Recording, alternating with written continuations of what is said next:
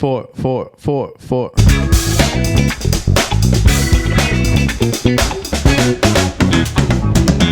What's up, guys? Welcome back to the EG Pot Thunder with your boy, the young light-skinned Keith Sweat. Brought to you by Tito's, our sponsor. Make sure you get the best vodka on the shelves, baby. And to my right, my guy Max has returned for the collab edition with the Crypto City podcast, baby. Want to introduce your co-hosts?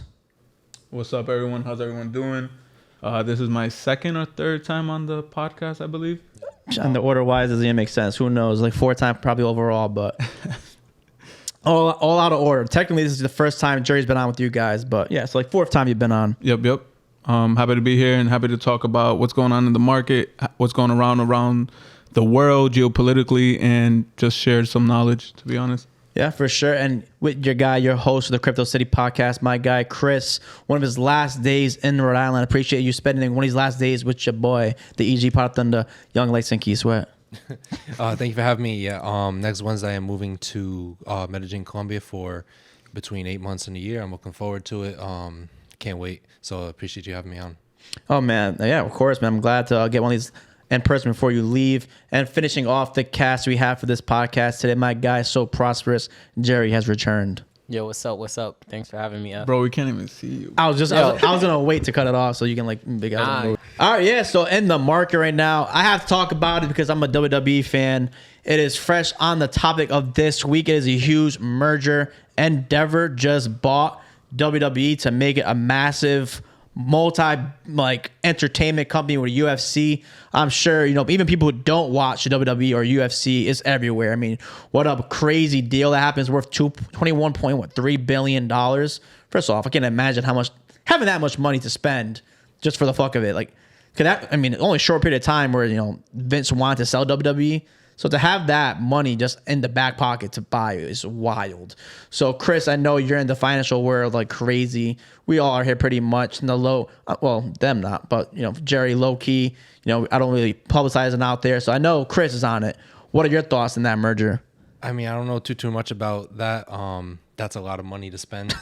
To be completely honest, I don't even want to talk about something I don't fully know, but that is a lot of money. So I can sum it up for you essentially.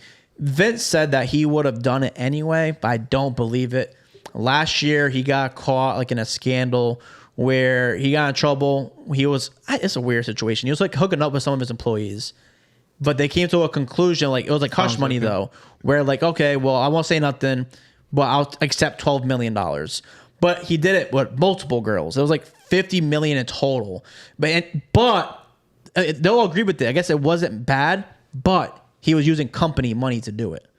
Got it. So that's where it was like an issue. And then he had to he was forced to step down essentially. He wasn't forced, but he was forced. Is that technically on some like Donald Trump paying Stormy Daniels type shit going on? Well, apparently the girls didn't leak it. Someone else leaked it. It was like an employee. So like the person who took the money was like, fuck, I'm taking the money. I'm not saying nothing.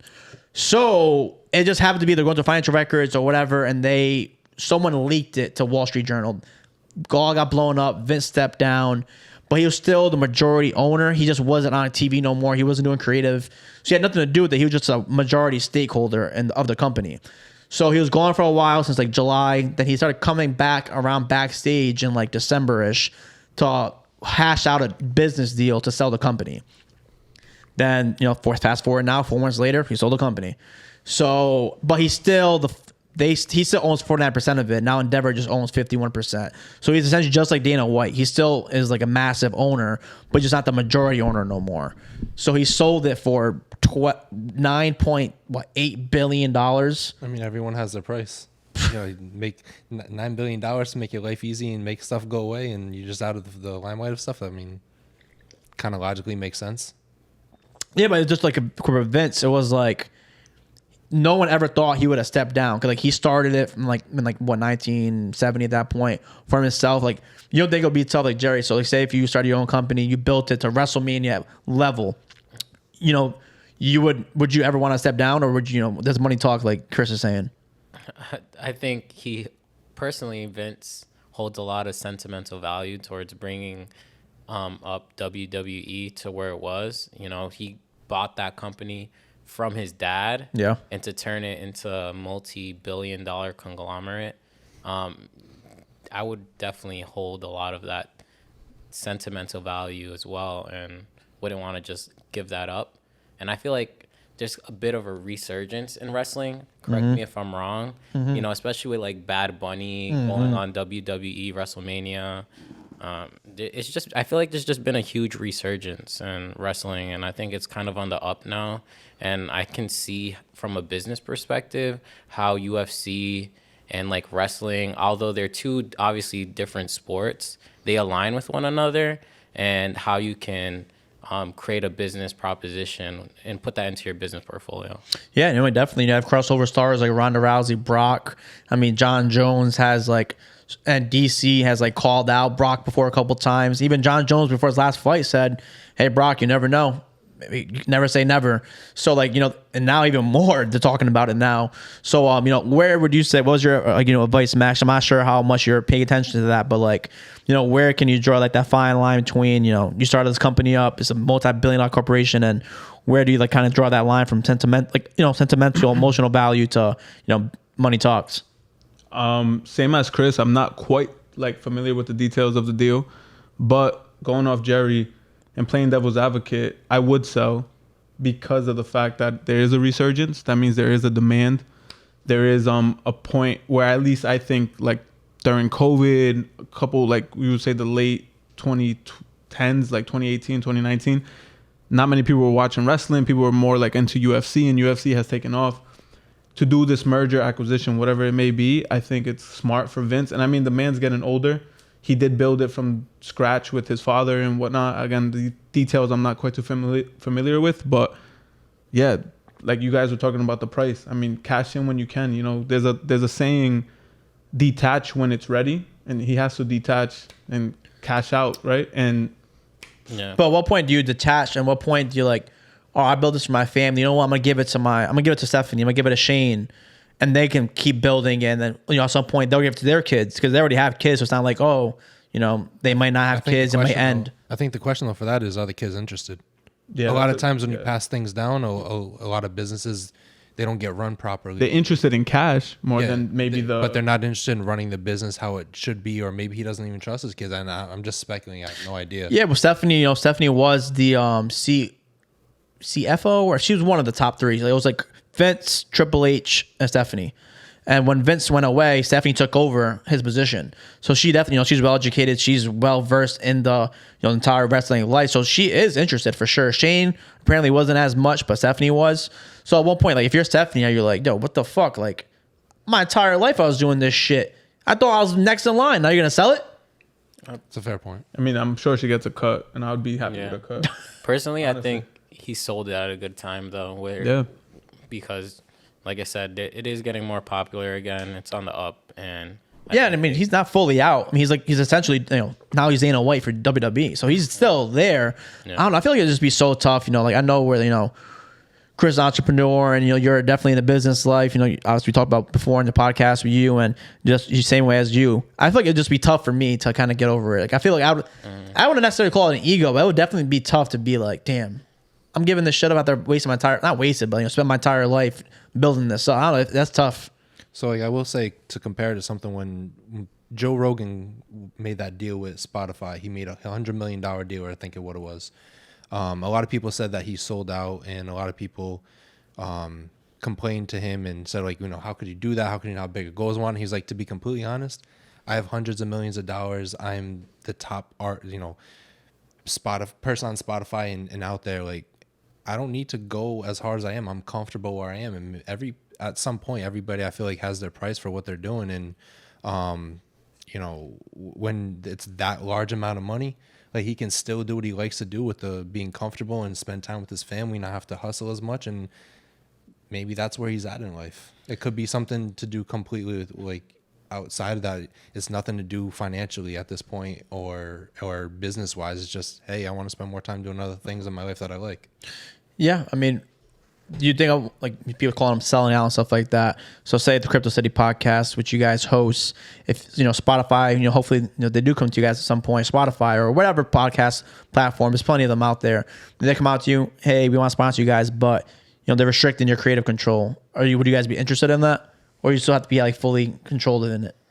So I mean, for where we are right now, we're building other stuff as well. So Max and I are also part of the Rhode Island Blockchain Council. We're a brand new organization. We started the beginning of this year, where our two main goals are to help promote education of the blockchain technology space, and in the future help promote friendly regulations in our state of Rhode Island. So I mean, right now, we want to be creative. We want to be able to do what we want to do and interview who we want to interview and stuff like that. But at some point, different things become more different priority, and some things might need to get put in the back burner. And all life is just a matter of reprioritizing on a consistent basis. Yeah, correct. I don't know. Going back to your first question about giving up something that you love and you worked hard for. I mean, I do understand the emotional attachment and connection to it.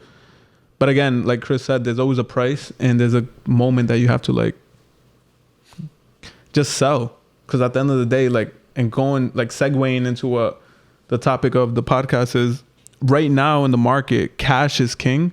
To get like $21 billion, if that's the price that's being quoted, I'll take that any day. Like that cash, you could do anything with it. Like you can invest into multiple different businesses, and Vince knows how to run a business now for multiple years, decades.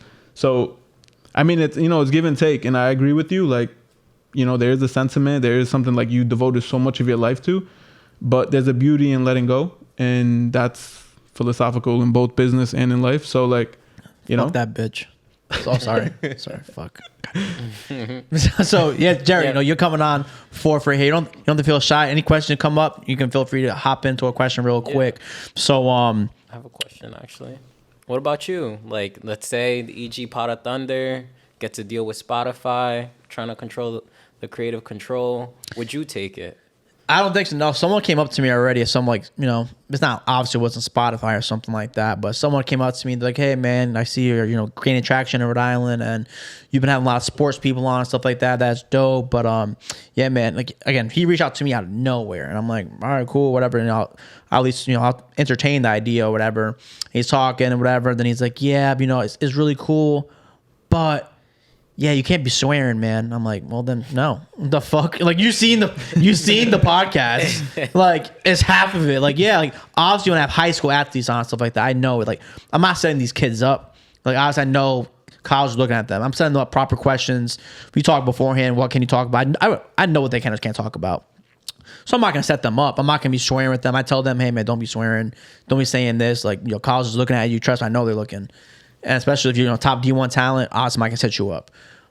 That being said, if I have a girl on and she does no business or whatever, and we're talking like the twins been on plenty of times, they get crazy. How would that be like entertaining without like, I'm not saying you can only be entertaining like swearing, but if it's genuine, I can't tell them, hey, don't swear, and then they'll feel weird and stuff like that. It's just entertainment purposes. So like, yeah, and he's like, oh yeah, no man, like other podcasts you can't be swearing. And I'm like, this isn't gonna work.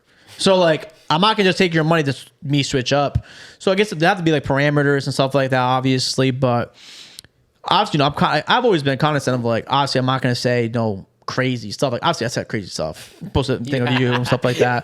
But like, I'm not saying like controversial stuff where it's like, sensitive topics. I know what sensitive topics are. I know what buttons to push and stuff like that. I'm not an idiot. So like, So I guess obviously, I guess it'll depend on like, what circumstances. Like, I guess that would be a no. Like, oh, you can't swear. But I guess it's not going to work. Why not? Joe Rogan swears. Everybody swears. It's not like, It's freedom of speech. Yeah, it's freedom of speech. It's so idiotic. Like, so yeah, so they do straight up no. I'm like, no, I'm not interested. So yeah, I guess there'll be parameters. But Spotify comes up to me and like, hey man, 100 M's though. 100 M's, you can't wear dolphin stuff. Fuck it, not wearing them. Not wearing them, I guess. There's some like weird situation, like stipulations like that. Like sure, but. Now, I guess, it's all scenario like purposes. Yeah. I mean, I would definitely entertain it for sure. Yeah. No doubt about it. I mean, yeah, no, for sure.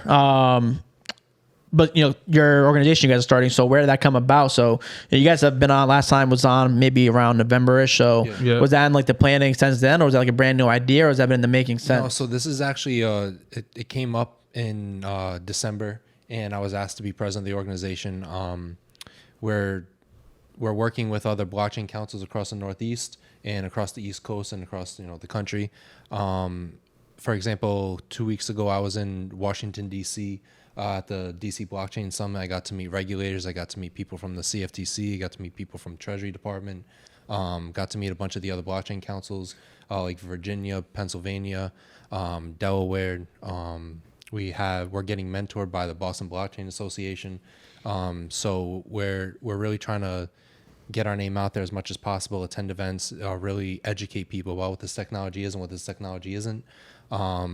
We are partnering with the CFA, and on the 22nd of April, there will be an event in downtown Providence. So that's definitely an event to keep an eye out for. CFA, what's the CFA?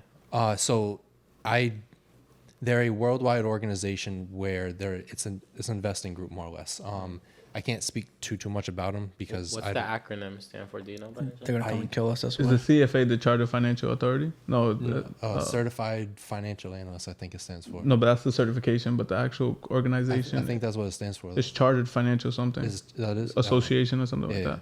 But to answer your question, like, and to piggyback off you, Chris, we have a lot of events that we're planning for the 2023, especially going on with crypto industry, and Rhode Island is pretty proactive, ironically enough, in the blockchain space because some of our politicians are very proactive and are starting to use blockchain technology for government use.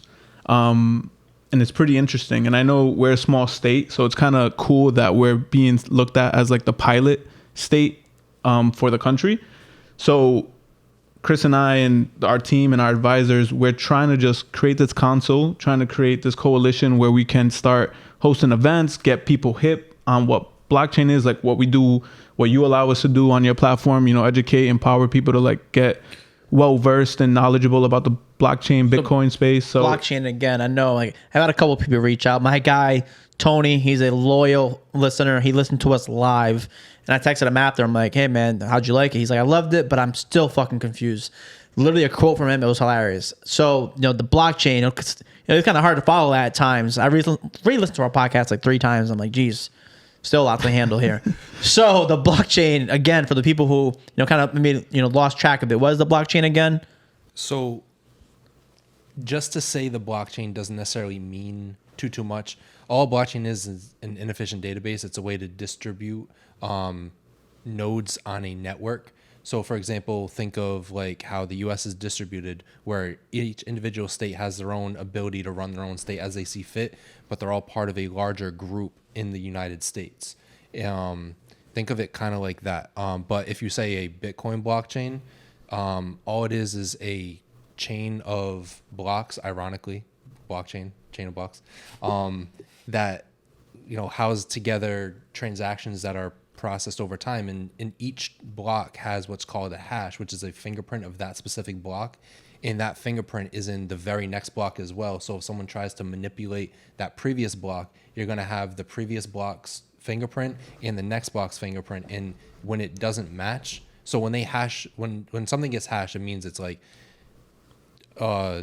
it's just a string of letters and numbers, and when you change one little piece in that, you get a different fingerprint. And so by knowing that, that transaction, that block of transactions hasn't been manipulated with, because the transaction is the hash is exactly the same. To piggyback and to say it simply, my finance teacher used to tell me that blockchain is kind of like a glorified Excel spreadsheet or a Google Sheet. Sorry. So on Google Sheets, everyone, it's open source. Everyone can contribute to it. That's one way to look at it. It's a distributed ledger technology. That's DLT. It's the acronym for DLT. It's basically blockchain. So it's just a record database that gets updated every couple minutes and audited every minute. It's not even the most interesting part of the technology of cryptocurrencies and how they operate. It's just the structure. It's like the walls of the house and the foundation of the house. That's really it. But all the interesting parts of the house is inside, and how you decorate and how you put your furniture and stuff. Yeah. Hopefully we helped your friend Tony and other audiences understand it, because honestly, it is very, I wouldn't say it's super technical, but it's something that, like, if you kind of dive into the rabbit hole a little bit, you will get the hang of it, especially if you just do that due diligence. It's not anything that foreign. It's just something that's coming to light more, and a lot of more companies and softwares are leveraging it. And that's honestly where we're heading, right? We're only going digital. We're only going more we're getting more technologically dependent. With AI coming out and all these APIs and all this shit. Yeah, let's not talk about AIs on this podcast. Shout out them, bro. Make my captions so much easier now. But yeah, blockchain is the embedded technology behind Bitcoin, Ethereum, all these other cryptocurrencies that you hear. And going back to the Rhode Island Blockchain Council, all we're planning to do, and the mission is to, again, empower education on this technology, just to teach people like what is happening, what is occurring behind the scenes, and what smart money is doing. So like, what do you guys like? What's like? Are you guys a nonprofit? Are you guys? Yeah. You know? So we're a nonprofit. We're 501. We're in the process of being 501c6 certified with the IRS. We are a registered nonprofit in Rhode Island to start off with. But yeah, we are absolutely strictly apolitical, blockchain agnostic, meaning it doesn't matter, Bitcoin, Ethereum. We don't promote any different type of cryptocurrencies or blockchain technology. It's just we just promote blockchain technology in general in whatever format it shows, education and certifications and stuff like that.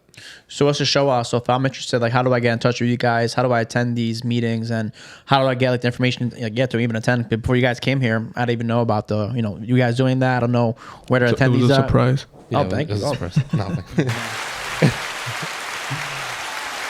Congrats. Yeah, congrats, bro. That's definitely a big deal for sure, man, that you guys were, chosen to do that. So, you have people listening. Maybe Tony's listening right now. He wants to attend, get more information in person, talk to you guys. How do you attend these meetings and where do you find out about them? So, like I said, we are a brand new organization. We're building up from scratch. We're right in the process right now of creating a website and getting everything situated. So I think the best case right now is just to text me personally or to send me an email. Follow their Instagram. Yeah, follow me on Instagram too. Need from or girls, he wants you to text him, so he wants you to text him. I was saying that for you, man. Oh shit, 401. Yeah, man. So no, that's fire. So how's that gonna work with you in Colombia? So that's why I'm building a team around me. Have Max on it. Have a bunch of my other friends, Kyle, Delgado, James Gannon, and then Andre Herrera. They're all people that I trust and have a good amount of knowledge in the space. And I feel like very confident that they can handle a bunch of things that while I'm not here. While I'm in Colombia, I'm still going to be having meetings. I'm still going to be helping plan events. We're planning a big event in July, actually, with multiple blockchain councils coming from the East Coast. I'm working with different cryptocurrency projects to have them come out, and also working on talking with local regulators, potentially some mayors or potentially some people in different spaces in Rhode Island to be able to come out and speak at that event as well. So we're trying to make this pretty big and partner with the Boston Blockchain Association. Like I said, they're mentoring me. So we have a lot of connections with them. But yeah, it's just really interesting. It's just building different people together. How did this all start? Like the idea of this blockchain. So back in 2009, Satoshi. No, I'm just playing. Fuck. Like just for you, Max, and just like the conception of creating this for Rhode Island. So to be honest, I wasn't even the actual creator of it. I was asked to be present by the organization, and then very recently he decided to step back, and he was like, "Hey, this is your organization, just run it."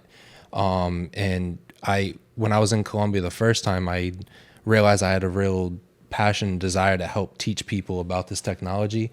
And about a year later, I met Max and I met a couple other people, and we all have similar mindsets, similar goals, similar, how do I want to call it?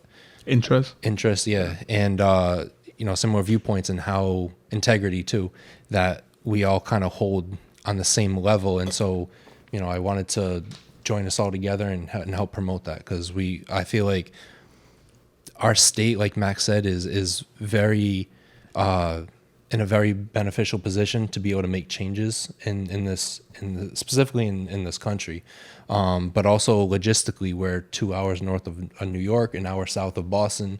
We're in a very good logistical area to be able to house a lot of these potential events and a lot of these potential growth. Is that one of the reasons why Rhode Island was chosen as a pilot state? No, so actually, Max can speak to this. So I don't know how much I can speak on it, even though it is public knowledge, but honestly, we just have a very proactive political group. I thought you were going to speak about Liz. Yeah, no, we're not. Let's talk about her. Let's talk about No, What's the number? I was gonna say because she's the one that starts. Sorry. So Liz Tanner, she's a commerce secretary. This is all public information. She put CPA licenses on the blockchain. Like, so that was basically copying Estonia, Yep. their version of this distributed ledger technology from a government standpoint. That's all public information. That's it's not to say that we're with her or anything, but she does know about us, and we have had conversations. But in the future, potentially, hopefully. So back to the idea of a blockchain. Let's say like right now, I just want to know where this is. Where would I find like the blockchain for all of crypto? Is that like a thing like for someone that doesn't know anything about blockchains and cryptocurrencies? Where would I find a blockchain? Explain and elaborate more on your question. So I think to kind of answer your question, each individual crypto has its own blockchain. Yeah. Okay. So it's not like there's one blockchain that houses every single crypto. Basically, the best way to like say it's just software, right? Like we all have software on our phones, iOS, Android. Blockchain is just a way to record and hold transactions In a public fashion. Open source, peer to peer, trust but verify. It's verifiable. A quote that I've been running in my head is that, and Chris, you probably know it better than me, I'm paraphrasing here, but like the US has not been audited in the last like 50 plus years, but Bitcoin gets audited every 10 minutes. Yeah. And that's because blockchain technology, you can't create another block until this block, the previous block, gets audited and verified on every transaction, and then the next block gets created. So everything from the previous must be sound, secured, and untampered with. And then it gets created. Then the next block gets created. Whereas the U.S., we know the IRS, the shit that's happening around the market in the economy, and we're like trillions of dollars in debt, and they're trying to give us a credit score that doesn't make sense. Like, how is someone that's in debt giving us a credit score? Make it make sense. But again, we're gonna dive into that later into the podcast of what's going on in the U.S. But that's blockchain allows those features and those security features to happen. So to access a blockchain, I need to buy some crypto, and then with that crypto, it comes with the ledger that you can see the history of those transactions. I'm just trying to wrap my head around it. You could go on-chain analytics. So maybe there's some websites that you can see, like right now, Ethereum. Let's just use Ethereum as an example. Right now, we could go on ETHScan, which is like a open public website, and we can see Web3. Web3. I got it. Okay. You got it. It's a Web3 website where you're able to see transactions that are happening real time and verifiable. If you know what address to address, if I sent him $10, you can see that I sent him $10, right? In Bitcoin, Ethereum, whatever form of currency it is. That's open source, public. So when you say access a blockchain and you need to access a blockchain through cryptocurrency, technically you don't need to, but to participate, you need to have ETH to do a transaction on it. So you might hear this phrase a lot, Web3, which I've just mentioned. Web 1 is just the ability to read data on the internet. Think about TCP/IP, stuff like that. Web 2 is like social media. You got Facebook and stuff, and so but it's shareable content. Yeah, that's shareable. Yeah. You'll be able to read and write. Share DG partner baby. Facts. But so Web 1, the creator of TCP/IP, which is the structure of the entire internet, has made $0 from his creation. Like there's zero way to monetize that what he created.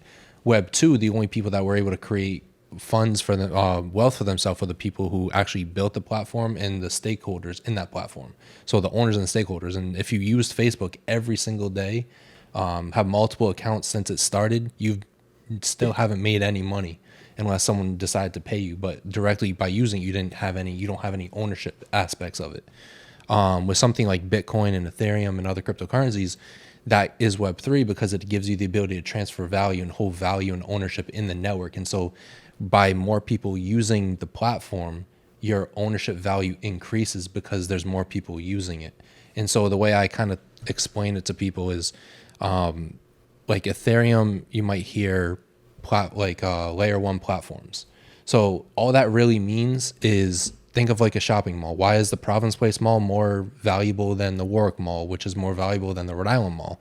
Well, you have more people going to the Province Place Mall, you have more businesses building there, and there's more people spending money consistently. And so you just can apply that to these different platforms, and whoever's building more and using it more, that platform is probably going to be valued more. And that's just a kind of real world aspect way to look at these things. So you guys are explaining that again. Like we said, this is like the 4th time you guys have been on. Yep. Do you want to refill before I continue going? No, I'm all set. Good. Let's talk about Colombia. Let's talk about. I just had a question. Like, so like you guys were like, you guys explained it for like 4 times you guys have been on. Same questions again. Is that one of the reasons why you're starting this nonprofit organization? Like, do you guys feel like it's weird sometimes? Sometimes people feel like weird asking a question. Like even in school, like, oh, you're afraid to ask a teacher a question, you might get like scrutinized or something like that.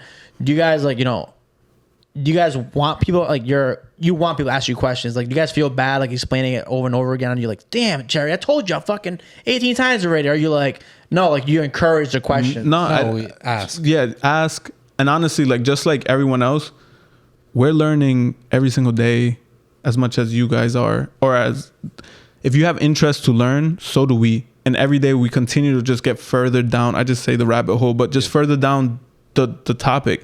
Like, and that euphoric moment that happens when you start realizing what Bitcoin is, what blockchain is, it's magical. Like my roommate for the past, like anecdotally, I'm gonna tell you guys a story. Like the past month, my roommate has been reading up on Bitcoin. We have another college friend that has been helping me like teach him a little bit about Bitcoin. He's been DCAing, which means dollar cost averaging in to Bitcoin the past month. And Bitcoin is the best performing asset in the last quarter. It's, 3 months of the year have gone by, and Bitcoin has been the best performing asset. So he's already saying like, man, I'm up. I want to learn more about Bitcoin. He's been doing his due diligence, and it just euphorically, like he's getting that moment where it's like, holy shit, like Bitcoin is actually useful. It has similar features to money. And he's going down the rabbit hole. Like I just put him onto like wallets, cold wallets. Like once you start, our goal is to help you like ignite that journey of like learning, to be honest. So ask the question, please ask, and just also do your own work to research, because sometimes we may not do the best at explaining it, but like doing your research and helping you do your research is probably the best thing we can do. Yeah, I feel like sometimes people feel like weird when they're like, oh man, like I don't want to ask this question again. Or sometimes people like, I've been accused of this a couple of times where people are like, oh, I'm scared to say something to you because you always have like a straight face. It's like, well, man, I'm not gonna just walk around with a weird smile on my face. Like, it's weird. Like I love questions. I love talking about anything. Honestly, have a podcast. So like, I encourage conversation. That's why I don't pre-plan podcasts, because like these are all genuine questions. So and sometimes facial expressions doesn't come across the way you want it to. So yeah, I mean like with you guys, so you guys are encouraging. Sometimes it feels weird. Even on the podcast, I'm like, oh, should I ask this? I'm like, fuck, I don't give a shit. I sound stupid because I don't know. And sometimes it gets confusing. It's not stupid. Like this technology is brand new. It's only been around for 13 years at this point, really, or 14 years. And so something that people need to understand is because of how fast this technology gets developed. If you were an expert a month ago, a lot of the technology has changed a lot. If you were an expert a year ago, you're probably, not really an expert at this point. And if you were an expert 5 years ago, who God knows how, what you even know at this point. And I've had conversations with people that have been around since 2011, 2012. They step away for like 3 years now. They're like, what is this? Why is this being talked about? What the hell is going on with this project? Like, wait, this project was like one of the best projects, and now where is it and stuff? And so in order to constantly understand what's going on, you have to constantly be on everything, and there's way too much information to know everything. No one's ever going to know everything in the space. So anyone that says that, like, I'm an absolute expert and whatnot, they don't know what they're talking about probably. We're more educated than most people in this technology and how it operates. But yeah, talk your shit. But but at the same point, like there's always going to be something to learn about it. There's always going to be new things that are being developed. And I think that overall the crypto industry does a really bad job.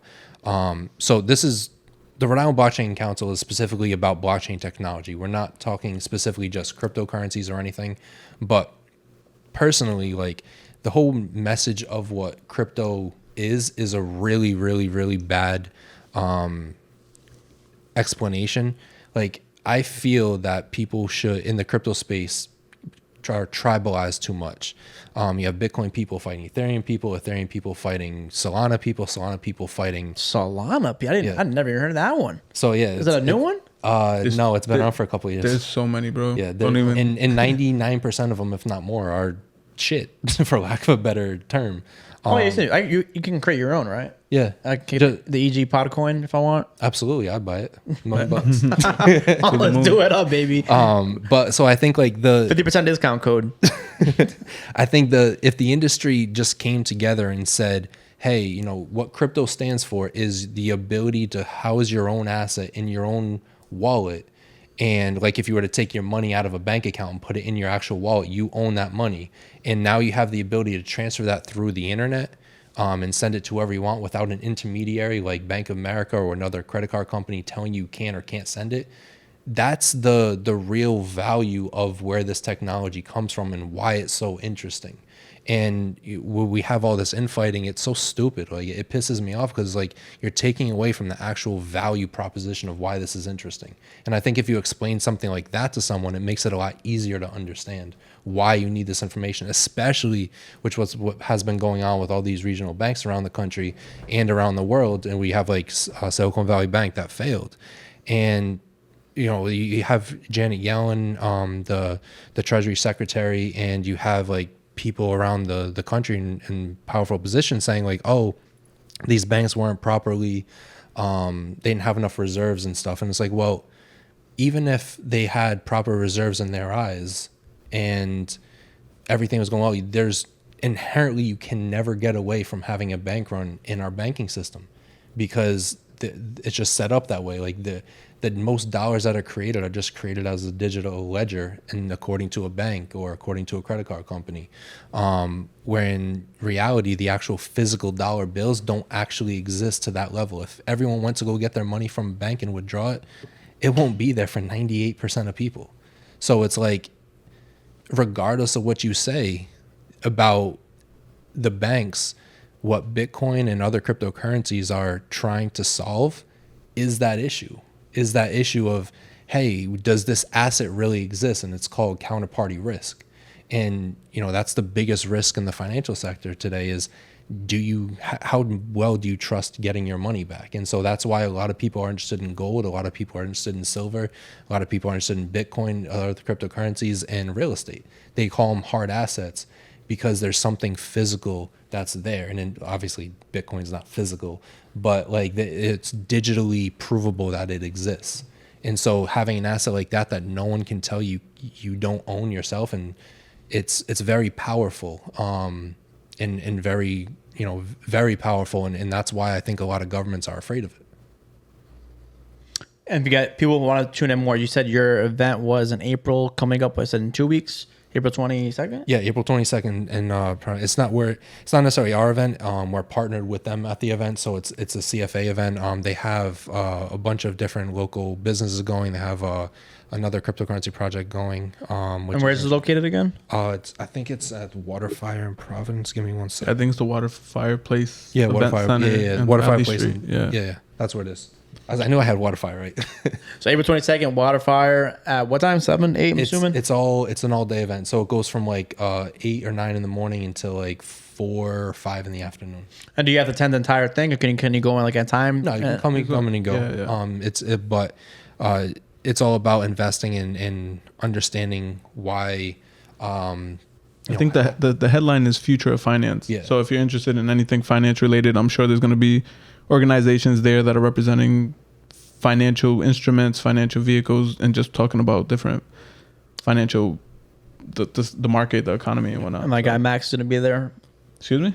My guy Max is going to be there. Yeah, of course. My guy Max is going to be there, but my guy Chris is not going to be there because my guy is going to be in Colombia. Correct. So Colombia. Yes. What is the transition? Why Colombia? Why the transition to Colombia? Hold on.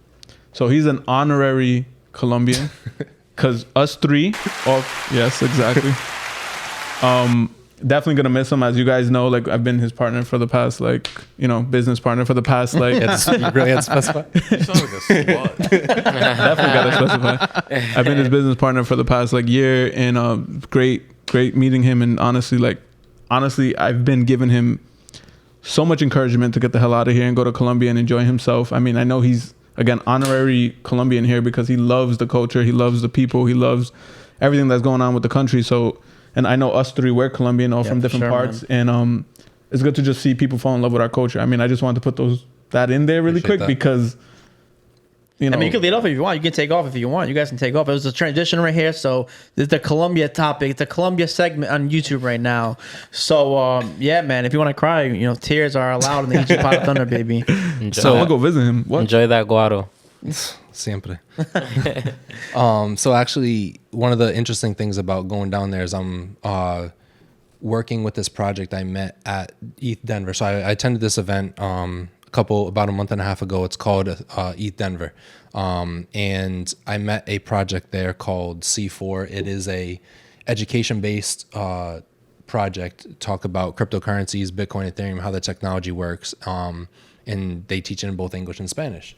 They've done events in Mexico and Buenos Aires, and I'm pretty sure they've done a few I think in Colombia, she mentioned as well. But I'm looking to help work with them and teach this technology down there to more people. One of the interesting things about Colombia, specifically in Medellin when I was there, because I spent about 5 months overall over the past couple of years in Medellin. My favorite city in the world. I absolutely fell in love with it. But I know why.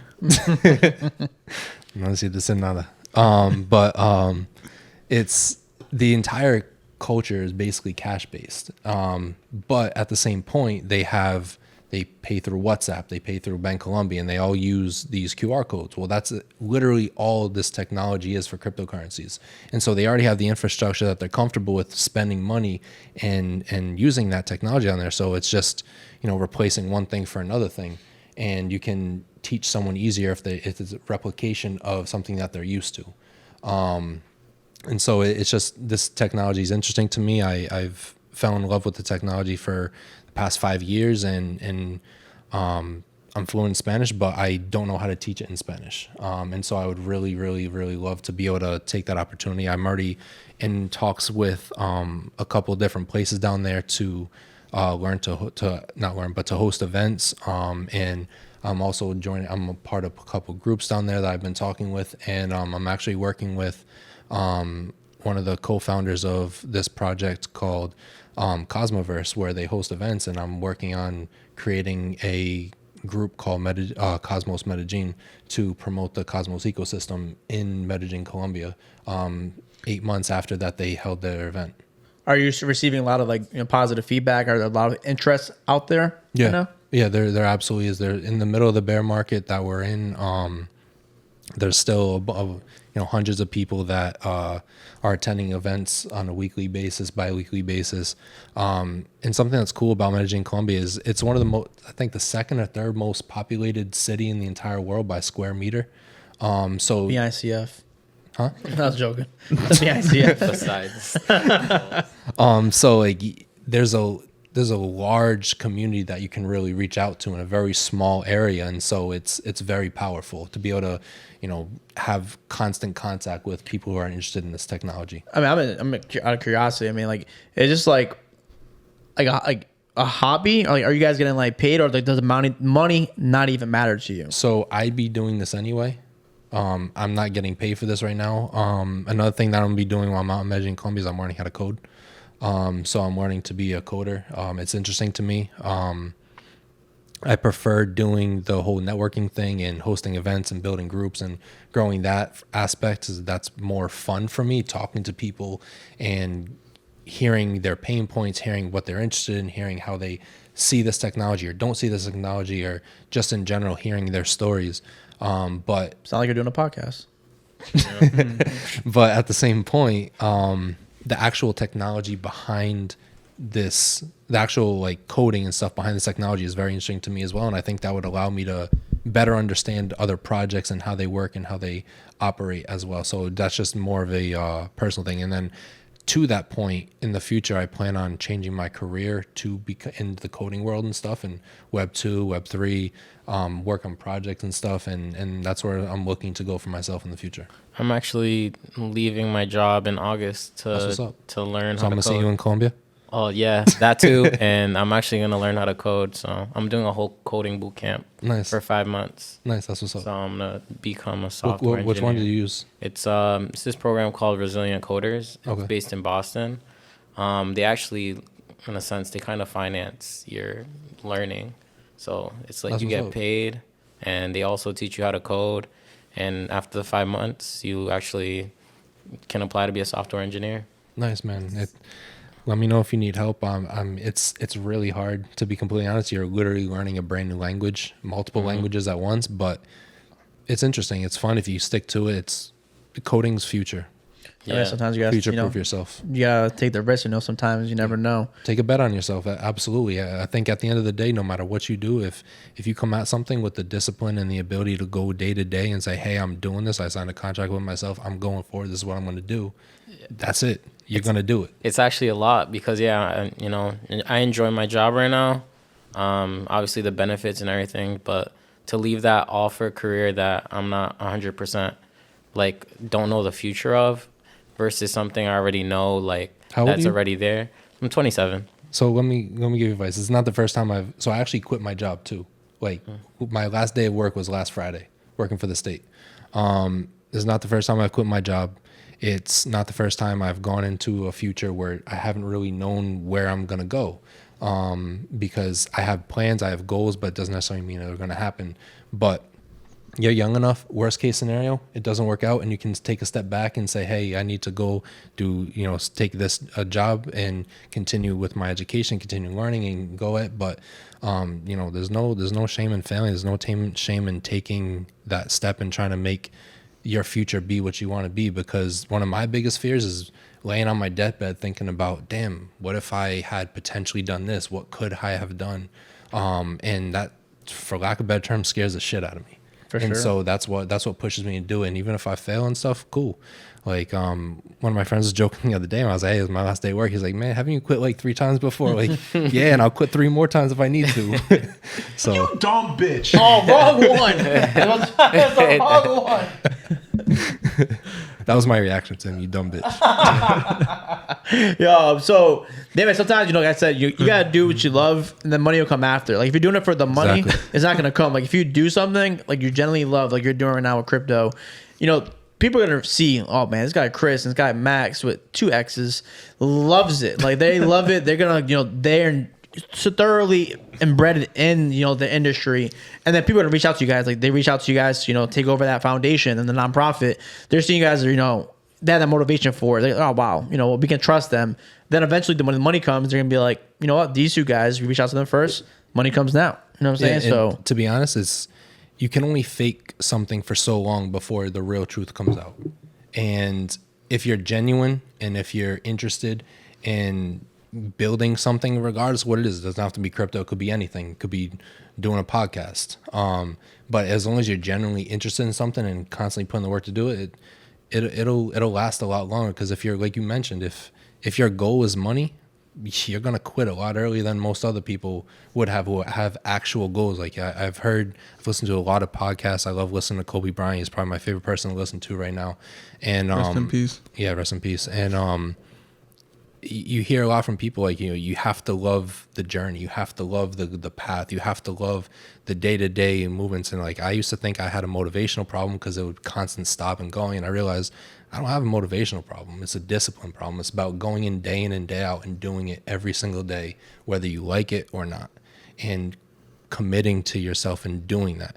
Once I figured that out, a lot more things became easier to do because I realized like, it's not the motivation. It's just saying, hey, I'm getting up and I'm doing it no matter what. And it's just about getting a little bit better every day, 1% better every day, like Kobe says. And it's just a matter of not getting zeros, because if you stop doing stuff, you're gonna, it's a lot harder. Think about pushing the car. It's really hard to get the car pushed in motion, but the second it's in motion, it's a lot easier to continue. And your goals and your life and stuff is just like that. So it's just a matter of keeping things in forward progress. No matter how slow you might go, don't let it stop.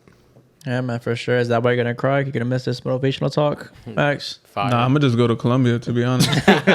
Colombia, Hey, I told him doors open, bro. Colombia has joining. always calls my name, man. Doors It's a open, man. beautiful country, and right now it's just, it's growing so much economically, and the people are great. Son muy amable, y I don't even know, like, I always want to go back every fucking year. So Chris going is just more reasons to incentive, go, more incentive to go. So, you know, Chris is going there. You said you can always go. So, what started your love for Colombia in the first place? So back in Honest truth. the honest truth, that's for our podcast. Now I'm playing. You gotta pee on me. Hey, yeah. Why do you even got that one? Shake some ass. That's where it started. Some girl was shaking some ass. I don't know, girl, man. I get some piss. I don't know. Some kinky conversations. I told you that's why I can't get sponsored by that guy. I could have played that. That was the case.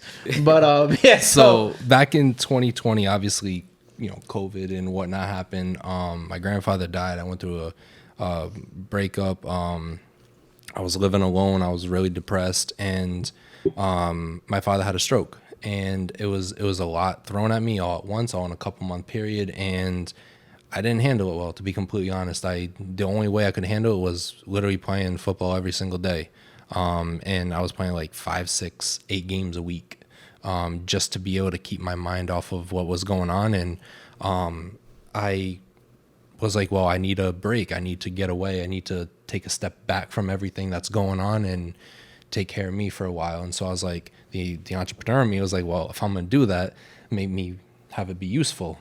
I'm always around Spanish, and I was like, well, I need to learn the language. I need to take the time and actually do it. And so I don't know. I don't have a real reason why specifically Colombia. It just kind of always felt right. Fuck, flights were cheap. That's why. Flights were cheap everywhere, but like I stayed with a friend's family, and it was one of the best experiences of my life. Like, I'm not gonna lie, I felt like a child. So I couldn't say anything for a couple months really, but looking back on it, it was worth absolutely every single day, and I absolutely love that country. It's done a lot for me, and you know, every chance I can, I try to promote it. So you got fluent in 3 years. In 4 meses, marica. Damn. Damn, so you were out here studying. No, it was Duolingo every day. So I had hired a professor to teach. I was taking classes twice a week, 2 hours a day, but I mean, I was around the language 24/7. I read every day in Spanish. I read every day in English. I listen to football news in Spanish. I listen to Bitcoin news in Spanish. I try to get a lot of different. I talk to people every day, no matter if I have friends in Colombia. I have friends here that only speak in Spanish. Like Max and I usually speak in Spanish a lot. A lady that I used to work with, she's helped me a lot for a lot of things. I really appreciate her. But she would talk to me every day in Spanish, like literally every day. And it would be like 80% of the conversation. Like, she'd be saying something to me, like explaining what we're doing for work, but telling me only in Spanish, like not even Spanglish, 100% Spanish. And so it was a constant practice, and it just helped. And, you know, goes back to the discipline thing. Every single day, just get 1% better, and eventually you'll get there. And I'm still far from being where I want to be, and that's a large motivator for me, going back there to perfect a lot. Like, for me, like I make a lot of stupid jokes in English. Like, I love dad jokes, I'm not gonna lie. Puns. Yeah, the stupid puns. And so, like, English has a lot of different words. Spanish really doesn't. So there's a lot of different puns that can be said in Spanish. I don't fully understand them because I don't understand the multiple meanings. And so the main thing that I want to do going back is being able to understand the 2, 3, 4 different Meanings, like per word. Thank like, you. oh, this word means something else. Oh, Yeah. damn. All right, cool. Yeah, because like there's so many jokes that people tell me. I'm like, yo, what you talking about, bro? and so that's my main motivator for that, is to be able to, because like I'm a little bit different of a person in Spanish than I am in English. because I can't make the same jokes that I want to in Spanish. And so that's what this is really, really trying to push me to. Love it, man. Love it. So, like, Jared, when you hear something like that, obviously, Max and Chris are close. So when you're hearing something else from others person, are you feeling that, like, you're taking that as motivation, like, the little past 20 minutes that Chris is just saying, is that motivating you? And you're like, damn, man, this guy, Chris, can do it. That's why I'm pushing myself to leave my current job, go into coding. Like, are you always taking motivation from other people and hearing their stories? But you know what? I'm using this shit. I can do the same shit as well. I will say, he's reinvigorating my soul just off of that entire spiel. I think being Hispanic American. Me or you? Nah, fuck with you. Both. Just being Hispanic American, I don't understand some things in Spanish sometimes. So it's like I'm still trying to be fluent, even though in a sense I am. I understand certain things, but I don't understand the full picture at times. And just having a different personality when you speak a different language is 100% true. And I never really realized that until now. And you learn how to code. So, bros, literally, we're like in the same shoes right now. So I'm going to check you out over there. Facts come through. I mean, love it. So, like, with you, Jerry, so my guy's so prosperous. What made you take that jump, to, some people can get comfortable, complacent in a job, man. From what you told me in the past, it's a good job. Right before we went on live, you were saying that, you liked it and it's a cool gig and you enjoy, like, the travel aspect of it. And, it's a cool thing, learning the system, stuff like that. So a lot of people can be like, you know what? I'm doing well. Getting paid well. I'm just gonna stay here for years to come on in. 2 years, turn into 3, turn into 4. Yeah. What made you not want to get into that route and made you want to, take the jump to, believe in yourself? I think first of all, I was kind of scared of getting complacent. I made a year at my job, and it's tech based, my job, so it does require a lot of coding, like working with developers, like coders, but I don't do that. So I just kind of wanted to learn that and put that into like my own repertoire of like skills and just hone that into myself. And then maybe going back to my job when I learn how to code and like, hey, remember me? Maybe you should hire me. Because I think in my current... build your own. Yeah, and then or eventually build your own. And that's the beauty of like coding. I feel like you can work for somebody, but at the same time on the side, you can build something for yourself. And I think it creates a lot of independence for you from an entrepreneurial perspective. Like you can build an app, you can work with a company, so it's just so much flexibility that comes with that. And nowadays everybody has a cell phone.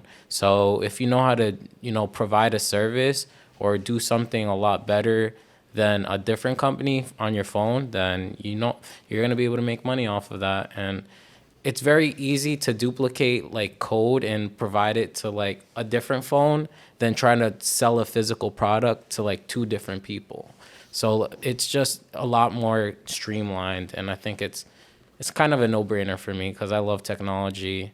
Yeah, and to piggyback off what he mentioned too, with the freedom aspect, one thing for me is I want to travel. I want to see the world. I want to understand different cultures. I want to go different places. Like I mentioned earlier, my favorite sport is soccer. If I want to go see my favorite team, Juventus, play in Italy in a week or in 3 days, or I want to go visit my friends in Colombia, or I want to go to a beach or whatever, I don't want a job telling me no. I don't want to say, oh, well, you don't have enough vacation time, or, you need to be here for this, or this person called out, so you have to say no. Like, bye. I want to go where I want to go. I want to be where I want to be. And if I can work remotely, and most of these coding jobs and whatnot are remote, and like he said, you could start your own stuff, you could work in multiple different projects, you have your own stuff on the side. Like it just logically makes sense, and it all kind of adds up, and at least for me it does. And there's actually a lot of programs now that even teach you how to code for free, or even use YouTube University. It'll teach you everything you need. So it's a really independent gig if you want it to be, and you can take it up upon yourself to learn. So it's actually, I think coding is just the future. Just like Bitcoin, just like everything, technology is the future. I think it all starts with knowing how to code, because all that technology is based on coding. And from there, Is coding coming like full circle for Bitcoin for you as well, Chris? Like, are you going to attach it to Bitcoin or, crypto? So I'm learning a couple different languages right now one at a time, but it's in plans to learn a couple. One of the languages I do want to learn to get into more into the crypto industry is this language called Rust. Rust is one of the languages based on the Cosmos ecosystem, and it's really interesting for me. So I have connections in the Cosmos ecosystem with different projects, and I feel like I have a unique situation where I have a finance background, and at the same point, most coders aren't. This is gonna sound fucked up, but they're not people. Like they're just like, they look at numbers, they think how engineers would think, and having the ability to look at something and say, no, this technology is absolutely trash. But I mean, the user interface is absolutely trash, but the technology is great. And to be able to look at stuff and to utilize that, and how to figure out how to change it is really, really fascinating to me. Like one of the main wallets in Web3 is called MetaMask. I actually hate this product because it's so terrible user interface. Like I have problems using it, and if I have problems using it, how are I ain't touching anybody else going to use it? Like you're not going to get mass adoption with a product that ain't nobody can use. Yeah, for and sure. So it's just, that's the thing. That's one of the main things that needs to change in this crypto ecosystem in order to start getting average people to use it. Like just like the internet, before domain names, you had to type in 192.5 whatever it is for google.com. Nobody's going to remember that. That's impossible to use. People don't even know their fucking passwords. Never mind. People don't even know their phone numbers. Never mind, how the IP address to google.com. Yeah, hell and no. so it's like, but when you change that to google.com, now you have the ability to make that mass adoption because that's easy to remember. And so we still haven't really had that Apple moment in the crypto ecosystem, and we're waiting for it. But I would love to see that happen. But that's probably the biggest pain point. I think coming from a different perspective helps with that. No, for sure, man. So, I know you guys are busy. It's getting late at night right now. I'm not sure how much time you guys got left, but, my guy Chris, my guy Max right here was saying, we're going to get into a couple of things, finance right now. So, you guys are, catch me up on the finance world sometimes when I'm with you guys. So what are some things that I'm missing? What are some big points people should be paying attention to right now in the finance world? My guy Max, let's get you, update me on some stuff. I texted you this. I'm not sure if you want to start off with this. You said, yeah, bro, we need to talk about it. So I'm not sure. There's a tweet. It says, Brazil, Russia, India, China, and South Africa are developing a new form of currency. I'm not sure if that's a top talking point you want to get into real quick. For sure. Definitely one of the things we wanted to touch upon on this podcast was to just make people aware of what's going on around the world geopolitically. It's actually scary. And sorry to use the word scary, but if you really put it into perspective and start connecting the dots, there's a lot of things that are happening in the first quarter of the year. Chris mentioned it a little bit ago earlier in the podcast about SVB, Silicon Valley Bank. It was all over the news about 3-4 weeks ago, mid-March. It's basically a bank that just went under, that basically couldn't they didn't have reserves in their system to well, Chris, you go more in detail about it. Yeah, a little bit. A year ago, in February, the interest rate, the federal funds interest rate, which banks can get rates from the Fed, loans from the Fed, was essentially at 0% to 0.25%. Today, it's at 4.5 or 4.75. Yeah. So you're looking at a 21x increase in rates from a year. And so what these banks were doing was, unlike 2008 when they were buying shit assets, they were buying mortgage-backed securities that people couldn't pay these loans and stuff. They were actually buying highly liquid treasuries. But the problem is with treasuries is they were buying them for a 10-year period, and the value was constantly going down because the rates on these treasuries was so low that as rates passed and got higher and higher, they lost 20, 30, 40% of value. So these customer funds that should have been able to swap for, deposits on any instant that they really needed to, they couldn't sell, because if they sold it, they would sell it on 60 cents on the dollar, 70 cents on the dollar. And so the biggest problem was back in 2018, the Trump administration allowed for these banks in order to help compete with bigger banks like Bank of America, JP Morgan, stuff like that, allowed them to hold these assets that were held to maturity and didn't have to mark them to market, meaning that if their rate on this one loan,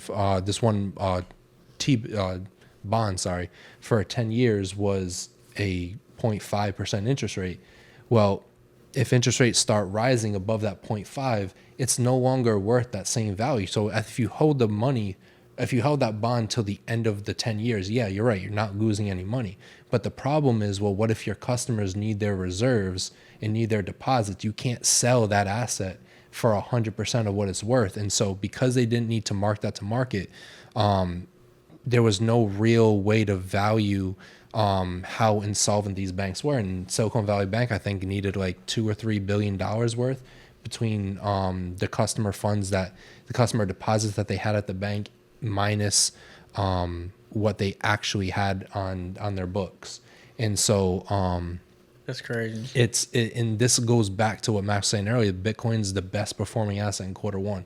I don't think it's necessarily a coincidence that you have an asset that has, like I mentioned, if you hold it properly, if you don't hold it on exchanges, you don't hold it in custodial wallets, meaning a third party holds it for you, like you do with your money in a bank. If you held it in your own hardware wallet or in your ledger, yeah, like you brought last time, if you hold it in a place like that, there's zero counterparty risk. And I don't think that there's a coincidence between the fact that Bitcoin's the best performing asset this year with something that has zero counterparty risk and the ability for, banks with what's going on. I think it's all highly correlated and connected. And I think, just to, again, piggyback off that, I saw something on an Instagram reel or TikTok, whatever, where Soulja Boy was complaining. Yeah, Soulja Boy, right? Random ass character. But he was complaining. He was like, I guess he had $100K in his bank, and he was like, I went to the bank and I tried to pull out the $100K, and they only gave him $30K. And that's basically the epitome of fractional reserve banking. That's what this country works on. So basically, they make money off your money. So when his interest rate, the fund rates, it's at 4.75. It pisses me off. Like, it really boils my fucking skin that Bank of America only gives you 0.04% on your money, when in fact they're taking your 10K, the 20K you have at Bank of America, buying shit, loaning it out to other customers and buying mortgages, whatever. They're doing a shit ton of it, using it for all different types of things, and they're getting like 4% on it. So do the math. They're only giving you 0.04 versus the 4% they're getting. So it or even more. Sometimes interest rates are even higher depending on relationships and fund rates. But I digress, right? So like he said, Bitcoin, you're your own bank. That's kind of what we touched upon in our last podcast. And it's crazy, not crazy, but it's an asset that's seen so much growth in the last 3 months, because people that understand the technology knows that banks are collapsing right before our eyes. The big ones, like the richer get richer, like JP Morgan, Goldman Sachs. Off the poor too. Off the poor. And the smaller banks are not like, there's a stat you sent to me in our group chat the other day that the amount of deposits people are withdrawing so many deposits out of them in the last 50 years. Yeah. No, we haven't had this many deposits come out of banks in 50 something years. Yeah. And that is a serious problem, because now you have these regional banks that already probably weren't solvent because 3 of them went under.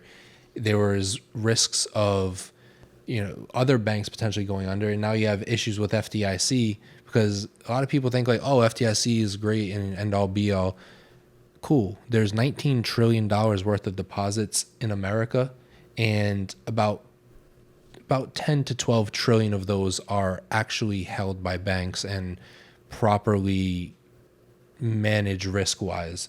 So you figure there's still about $7 to $8 trillion worth of deposits in banks around America, and FDIC only has $128 billion in their books. So if these banks go under, what happens? You have less than 10% of the total assets that you need to be able to make these banks solvent, and these, not even banks solvent, the deposits solvent at these banks. So what would happen? So say if you went under and I had $2 billion in the bank, and I'm like, I want my $2 billion back or $2 million back, whatever. So, and you can't give it to me back. So what's happening for me? for lack of a better term, if shit out of luck. Yeah. You're shit out because it's not FDIC insured. So basically, that's just a fiduciary like insurance liability. Like sometimes you got to read the fine print. They're not responsible for your money. That's why, honestly, I always, or like not financial advice, but something I encourage people to do, I guess, is not to always hold your money in banks. That's why people buy real estate. Use your money to buy assets, crypto, like They're gonna say put 'em in your stocks. bed.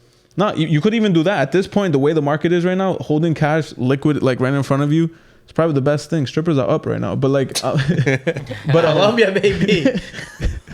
but going back on it, how like the world, right? Going back to the macro outlook, even when SVB went under, like I don't even know, it was like mid-March. A week later, Deutsche Bank and Credit Suisse, these are banks in Germany and in Switzerland, respectively.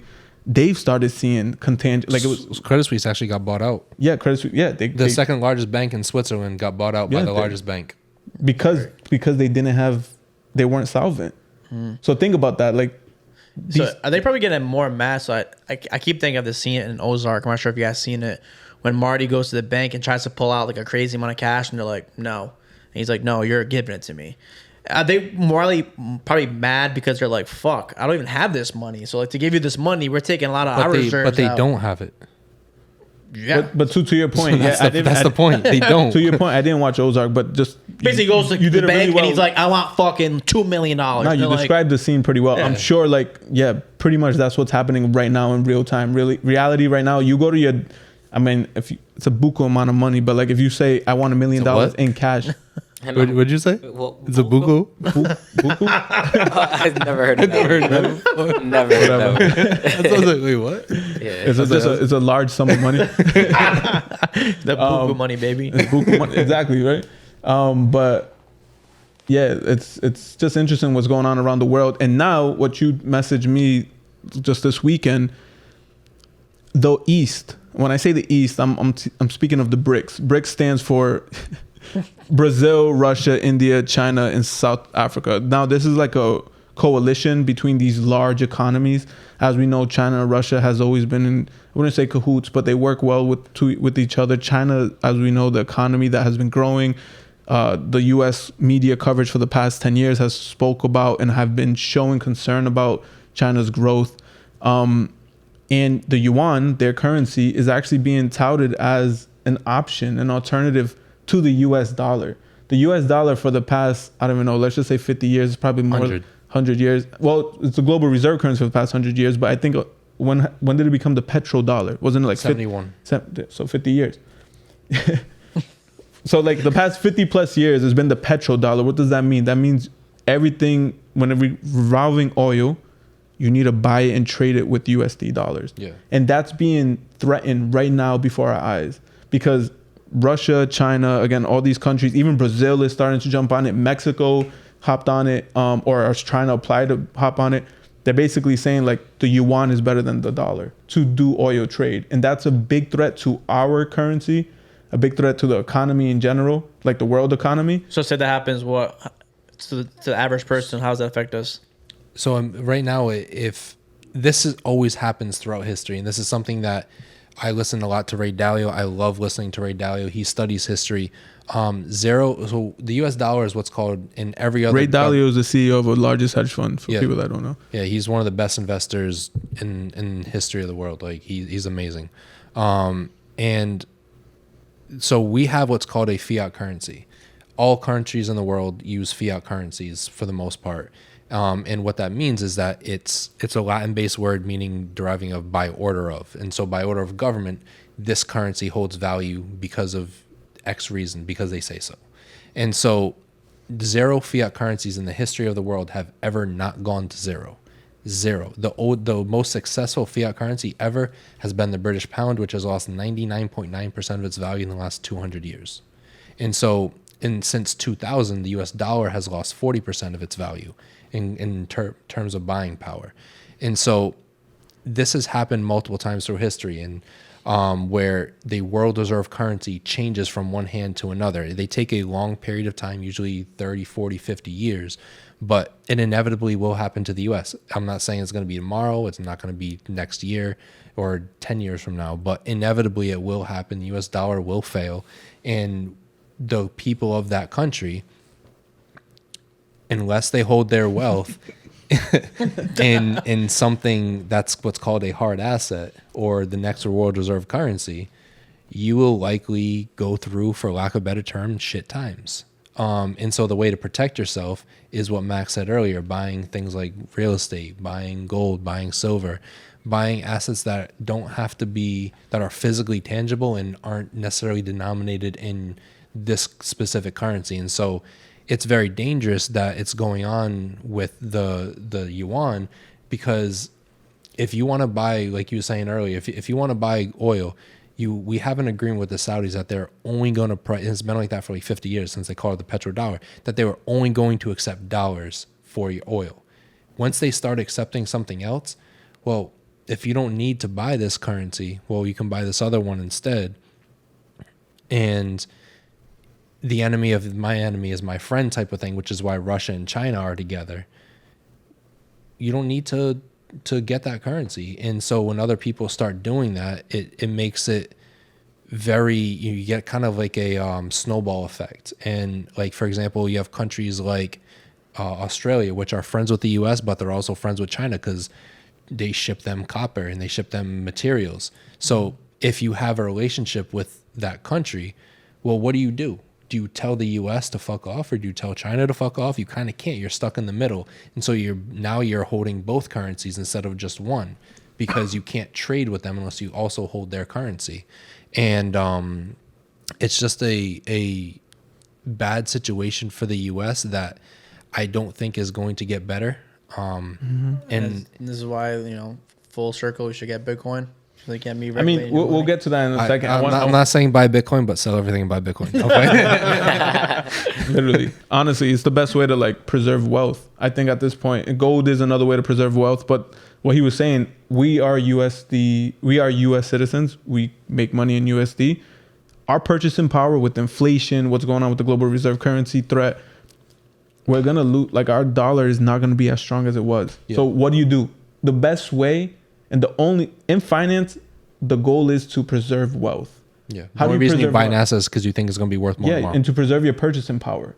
You can't just, like, look what happened with Venezuela. Like, their currency is shit because of Maduro and like everything that happened, whatever, in their history in the last couple years. But you need to somehow make sure that what you're earning lasts, has longevity, and has strength for the future. Yeah. So you have to buy these assets. But I've some notes for this podcast because there's a lot of shit going on. But while he's looking that up real quick, Jerry, you haven't said anything in a little while. You want to input? You're taking everything all in. I'm taking everything in, and y'all kind of get me panicking sometimes. There's no panic. Honestly, like he said, it's not going to happen overnight. It's not going to happen overnight. But it's not only panic. It's about just being educated and knowing where to put your money, right? I mean, again, we try our best to just educate, and no financial advice, because we just have to put that disclaimer. So buy Bitcoin. So don't do that. All right. Personal question for the both of you. Would you consider yourselves like conspiracy theorists or no? No, I don't. I'm not a conspiracy theorist. I don't believe in conspiracy. I think that they're no. I am. I actually definitely going down that rabbit hole. Personally, I know he sends me stuff and I'm like, bro, you're crazy. But some stuff I'm like, I can kind of see what you mean. I tend to believe that there may be some conspiracy theories, but I'm a very logical person. Show me the numbers, show me the proof, show me the logic behind it, and I can make it make sense. Or it can't make sense. And so when some things can't make sense, why? Because usually they're lying, or usually they're trying to hide something. And so I think the real truth of the matter is the current financial system, no matter, you might hear quantitative easing, quantitative tightening, basically trying to shrink or grow the money supply.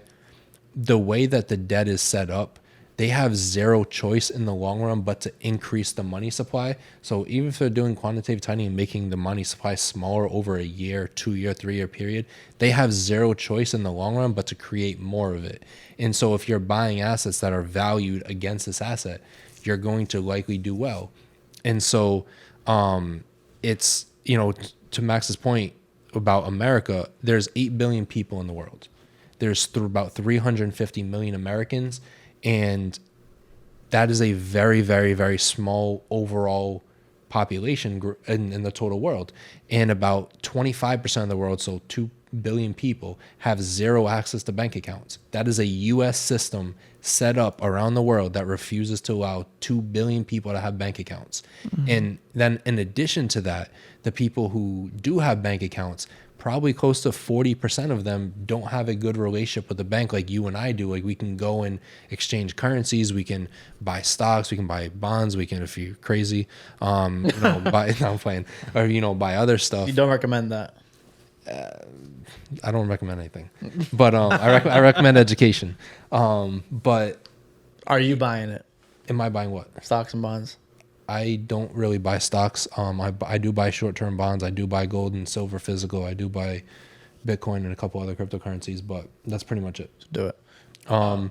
But you're looking at close to half the world, 4 to 5 billion people that don't have a legit relationship with a bank. And how do they get funding? How do they get access? And this is all a U.S. banking system called SWIFT that's been set up that keeps people out in terms of to try to protect for terrorism. Yet, And honestly, what you just mentioned, just because you brought it up, is the reason why I personally think like this is my alpha story with Bitcoin. Alpha meaning like this is where people profit. People like us, we're educated about Bitcoin, or we're trying to get educated about Bitcoin. Those 2 to 3 billion people that are unbanked, they call them the unbanked population. Once they get educated enough to know that they can buy Bitcoin somehow with their fiat currency that they have and become their own bank, they don't need to go through SWIFT. Think about those 2 billion people flooding their currency into Bitcoin. You don't think the price is going to rise and the demand for Bitcoin is going to like increase? So people like us, we keep mentioning, get exposed to it, because sooner or later, like he said, that we haven't had our Apple moment with Bitcoin and crypto yet. But when the world, because that's the thing, I think a lot of us people in the US only think about like US politics. that's the biggest problem. News, like, oh, it's the dollar. Like we got the dollar, like the dollar's always going to, no. Like there's China, there's Russia, there's Saudi Arabia. These people got bread. China's making moves. Like one thing that they did in the last 2 weeks, which hasn't been done in like years, they just brokered a deal between Iran and Saudi Arabia. These 2 countries literally live right beside each other between the Persian Gulf. I might get that wrong, but Persian, but whatever the fuck the Gulf is called. But they're right next to each other, and they've been in conflict for years because one's a Shiite Muslim and a Sunni Muslim. China brokered a deal between them that hasn't been done in years. And they both are large oil producing countries, both Iran and Saudi. China is like making moves in Africa, Saudi, and even Russia. scarier too, like one of our best allies, France. They literally just brokered a deal between, I think it was China or Saudi. It was France, and they brokered a deal to do the first LNG trade with So Yuan. liquid nitrogen gas. Yeah. And basically, like, that's one of the U.S.'s most close allies in Europe. And if they're going behind our back, essentially, or in our face and still doing it anyway, that's kind of scary. I know I didn't like them fucks. Yeah, I mean, who likes the French anyway? No, I'm playing. No, but this is kind of conspiracy theory, so please bear with me. Take everything what I say with a grain of salt. But what the U.S. has been doing, they've been weaponizing the U.S. the U.S. currency, right? The U.S. dollar for years. Decades. Look what happened with Gaddafi in Libya. What I happened? don't even know what you're talking about. Okay, then. What happened? Yeah, that was like a transition. Like, what happened? I don't even know what you're talking about. Just look it up. Like, look up Libya. What happened with Libya? What happened? Why did we go to Afghanistan? Everything, all the wars in the last few years have always been about oil. Again, that might be the conspiracy theory against me, or whatever, what I believe in. But we've always gone to war because of oil. Go ahead. That's why I got an electric car. You do? Yeah, What is it? Tesla, baby. I got a Tesla. Good shit. Speaking of Tesla, Elon Musk just changed the Twitter symbol to Dogecoin. Yeah, and I don't know why it he went did up. that. Yeah, I don't know why he did that. I don't know He's a where joke. it's going. He's I think genius. he's just doing it to fuck with the SEC. To be he's complete, he's being a joke. Like conspiracy people, like, oh, he's making Dogecoin have a value, whatnot.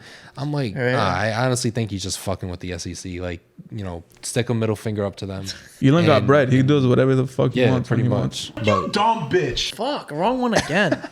better than the peon Keep it. one. But I call it a conspiracy theory rant. So what are you saying right there, real quick? About the U.S. dollar. Well, you Okay. said it, All right, everything's so- about gas and No, about oil. So Pete, so the U.S. dollar again has been weaponizing the U.S. dollar, right? And as we know, we have people fear us because of our military. We've always been like, yeah. Baby. So the world fears us because of our military, and everything that's going around the world geopolitically with China and all these alliances that are happening. If the dollar is losing this much strength, what happens next? People don't want to lose power. So what are we gonna do? We're gonna retaliate. And guess what's happening with Finland? Finland just joined NATO.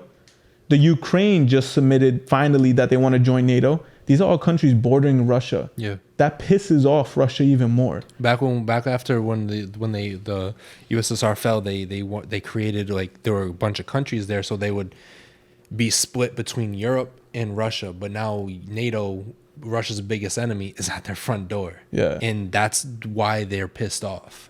And honestly, for lack of a better term and just saying it in one sentence, Russia and China are an alliance, and Russia does not like the US, and the US does not like Russia, as we know. This kind of been in the media for the past couple of years. And again, I'm not saying that war is going to break out, not going to say that, but you just have to speculate. Like, there's some heated turmoil that's happening right before our eyes because of monetarily and militarily, like, where shit is going down. We're still in a Ukraine war. It's been like a year and like, what is it, like 15 months that it's been in war, and shit has not been resolved. So there's just so much going on around the world. And then let's bring it back to the micro lens here, to our little humble state of Rhode Island. Like, the best thing we can do here is just watch our money, be frugal, don't take out too much credit, be cautious of the things you buy, and buy some assets, because the world is going to shit. I mean, that's the most honest answer. In addition to Bitcoin, like, I'm a big gold and silver person. Like, I love buying physical gold and silver. I know that's very odd because I'm young, and mostly gold bugs and silver bugs are like old people, 60, 70, 80 years old. Not saying 60's old, but not as well. I'll be politically correct in this podcast. My sponsors, baby. It's, just taking a portion, like Max just said, taking a portion of your portfolio and allocating it to a kind of like a hard asset type thing. Like, hey, like, it might only be 1 or 2 or 3% of your portfolio. That's fine. Like, there's nothing wrong with that. But having a small portion, buying asymmetrical bets, meaning if you buy something that's 1-2% of your portfolio that has the ability to 4, 5, 10x, that's an asymmetrical bet, because even if it falls 50%, cool. It's only 1% of your portfolio, 2% of your portfolio. You didn't lose all that much money. So on a $100,000 portfolio, you buy these, $1,000 to $4,000 or $5,000 worth, and it has the ability to be worth $25,000 to $40,000. That sounds like a really good bet to me. For sure, man, for sure. My guy Max over here has a booklet of topics. So what's it's getting late. I'm not sure you guys' timetable over here. I don't give a fuck. I'll probably be up to 1 o'clock anyway. But any topics you 100% want to hit? No, I mean, I mentioned most of them. The other thing that happened over the weekend is that OPEC, they're basically the cartel for oil. Again, it's when I say cartel, like, everyone has a negative connotation, but they basically are a cartel of just the 8 largest oil producing countries that include Saudi, Iran, Russia, whatever. They basically they sent shockwaves around the world, unifying to cut oil production by 1.16 million barrels a day. All that means is oil is going to get more expensive, gas is going to go up, and that's another moment to share that, again, the East, when I say the East, Russia, China, all these countries are saying fuck you to the US. They really are just saying fuck you to us. And what are we going to do? Well, all we're doing is covering the fact that Trump has 34 felony cases. Like, that's what our media is showing us, when around the world, they're making moves and alliances to, like, say the US is a nut job. Like, we're losing it.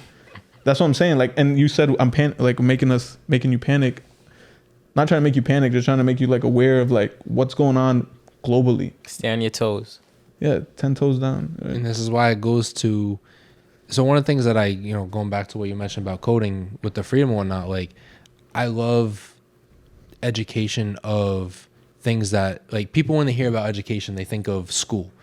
When I think of education, like Mark Twain said, don't let a kid's school and get in front of his education, or something along those lines, meaning that you don't have to go to school to learn. School is not as actually necessary for people to learn, like YouTube University, things like that. And being able to code being able to do construction, being able to do a type of job or a skill that you can learn. You don't need a degree that says you know how to do it. Like when I was in college, yeah, I wanted to learn Spanish, but I didn't, at the end of the day, I didn't want a degree telling me I could or couldn't speak this language. And so I never really wasted my time with the school, because you can, in 4 months, I went to a country and learned how to speak that language. And so I don't have a degree that says I'm fluent in Spanish. Yeah, I'm fluent in Spanish. Does that mean I can't speak Spanish? No, absolutely not. If you learn how to code, just because you don't have a degree from Harvard or from URI or from, University of Phoenix that says you can't do this thing. Those are the most dangerous motherfuckers. Yeah, and so the ability to actually do these skills is more important than anything. And I love types of jobs like that, because like Max was saying, like, even if you're scared of this world and what's going on, if you position your portfolio properly, if you position your education properly, you can go anywhere in the world and succeed and be able to set yourself up for the next step, regardless of what happens. God forbid, worst case, everything happens in a bad situation for where we currently are. You're at least in a position to take care of yourself. And if, hopefully nothing bad happens, and cool, you just, you increase your value of yourself and your ability to market yourself. And so it's a win-win situation no matter what way you're looking at it, no whether it's education wise with your skills or portfolio wise with your these hard assets. Because at the end of the day, like I said, they're going to have to print dollars at one point or another, no matter what. And on top of that, education wise, you can't be the same person you are today in 20 years, in 50 years, in 10 years. Like, the person you are today and what you're doing today determines who you'll be in 5 years from now. If you don't like that person, do something about it. And if you're not doing anything about it, you're just gonna be stuck watching Netflix every single day and doing the same things every single day. And that could be fine, like, if that's your way, but be comfortable with what you're doing. And if you're not, change it. It's literally that simple. And so, it's just, I don't know why we're doing that, but Making a point, babies. Making a point, babies. Making a point. I'm gonna just go Facts. do the clapping one. so I was it's scared of touching them. it's just a matter of fucking knowing. 4 times already. But that treat your education that way, treat your portfolio that way, and you'll be fine no matter what happens. Yeah, man, it's been a fact right here, my guy. You guys have any final questions or thoughts as we wrap up? So prosperous. You got anything?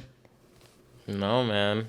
He's got motivational speaker, and we got the financial god over here. So it's like a force to be reckoned with over here. I like man. that. You guys tap into the Crypto City podcast. They be spitting facts, I'm sure, all the time. Weekly podcast you guys do? How do you guys do it? So Kind of becoming like bi-weekly, monthly. Yeah. To be honest, we've been focused more on the Rhode Island Blockchain Council, and with the podcast, we're just still trying to see where we fit, as well as we're trying to have more viewers and interviewers on, have more guests, because our partner in our business partner in India, it's just us three, and sometimes we just feel like we need a fourth voice or just another perspective. So we've have a few with a few people from we had one from a guy in Holland. We had one guy talking about politics and blockchain. So we're just trying to he's from Rhode Island too. Yeah. So, and we have other people coming on in the future that we're planning on revealing later, and we're in discussion with that. But yeah, man, I know how it goes. I know how it goes in that aspect of it. So you guys keep talking about kind of insinuating the world's ending in certain aspects. Yeah, tomorrow. Just fuck everything. The world ends tomorrow. Last of Us is a popular topic right now. So I'm not sure if you guys seen it already, but pretty much the world comes to an end. 3 people you're taking with you and 2 items. What are you doing, Chris? The world's coming to an end. The world's coming to an end. 3 people you're taking with you to start a new colony, and 2 items you're bringing with you to start a new colony, or someone that, okay. 3 people and 2 items. What are they? Karol G. This girl, Nicole BBTA, she's another paisa, and probably Becky G. Those are 3. So you're gonna just fend Yeah, for all of them. why would I take any dudes? What's wrong with you? You get a ramp. I'm rare. You have stacking your shit. Yeah. Your colony's not standing up. What are 2 items you taking? Your ledger. Your ledger. It's not gonna be any use at that point. That's a tough ass question. One question. Yo. One item then. Yeah. I mean, Strap. No condom. I don't know. What you need condoms for? Not that strap, like the gun. Have you seen last one? People are No, I haven't. I guess like you know, stuff to start a fire with, and you know, weapon. You know, some weapon that I can use over and over. How about you, Max? Bro, that's a tough ass question. Man, I had that answer. The first three people was easy. the items was hard. Like, yeah, whatever. Start a colony? To start a colony? See, that's the is that really the Yeah, question? it's not a colony. Like you're starting a brand new colony. City of Max. So City of Max. All right, City of so, Max. hold up. Two So X's. like definitely two X's though. definitely need like a smart economist. Nah. Yeah. I don't know. Maybe AOC. And everyone knows AOC. I don't. But who's that? Yeah. She's a shorty that's famous in the political sphere. Maybe her. Maybe I don't know, or some type of like economist. For my baddie, let me see. That's a tough ass question. Damn. Let me come back to that one. And I'm not sure. It's quite Man, too you sure. have three people that you already thought through in your mind. You just don't want to say. Yeah, I know. I don't. I really don't. I'm What gonna are go you to like a gonna weapon for the items. Definitely weapon and fucking food. I mean, I don't know if there's food in this desolate world that we live in, right? I don't know. Hey, you gotta make your own food and shit like Yeah, that. that's what I'm saying. Food, weapon. So a top economist or AOC, I would also take Karol G sounds like a very great fucking time, to be honest. Oh yeah, hell yeah, she definitely does. I'm gonna say, I mean, you know, I've said it before already. I asked the question kind of a couple times already. So you're probably, you know, Joe Rogan for your comedic purposes. He probably knows everything about everything. I was gonna say Joe Rogan. He's a but MMA fighter too. He's trained in martial arts. So if you try to get Rand Shack, not happening. My guy David Goggins, inspirational. You know, he'll motivate me to get people in line as well. And then you know, she's been popular on the podcast since I started. J-Lo, just to make it happen, you know. Wait, so I have a Me, question. J-Lo. So when you said colony, like in my head, I was thinking like it's just us Reproducing? four. Oh yeah, maybe. that's what That's what I was Yeah. thinking. That's what me off. Because I was like, why would I choose a guy? Just to, you need like security though. Like For what? You never know. Yeah, bro. You never. Zombies and shit. You're right. You know. Yeah, Kind it's of not- post a I'll take that risk. All right, that change your answer Yo, then? Becky Fuck G it. is like 4'9". All right, to start bro. a whole new city. Well, yeah, fuck it. Yeah, you started. Like, you're three leaders. Three people started like 3 other people to be leaders with, essentially, Oh, to okay. run the colony. All right. To run the colony. Okay, Yeah, so you said I'm- leaders. I bet. Yeah, right, that's right. a different question. Oh, okay, so 3 All right, leaders. so I'm then, still yeah. taking Karol G. I'm still taking Nicole. No, I'm just playing. 3 people. I would probably take. Yeah, that's a tougher. That's a tougher question. Tougher question. That's a tougher question. Jerry, go. and Yeah, then Jerry, we'll go. come I'll back. think. Come on, you got. Damn, yeah. He's like Gary, Gabe, his mom. Yeah, I need like a genius, like That's what a I'm- female yeah. genius. Yeah. Like, but also Karol G. that's for music, a musical goddess. Nah, yeah, like a female genius, cause you know, just in case you need to reproduce, you need to make smart civilization. In case you need to reproduce, how you reproduce, bro? I don't know. That's crazy. Yo, so the other 2, a 3D printing specialist, cause That's a good one. Cause I'm gonna bring a 3D printer. That's a good one. Cause you could 3D print whatever you need, guns or whatever. Yeah, you Okay. thought about And this then before. the last one, I don't know. It's kind of just a wild card. Hey, yo, the Dave's girls up with you. you dream about. J-Lo, fuck it. Yeah. Yeah, so, yeah, then now you got a new one.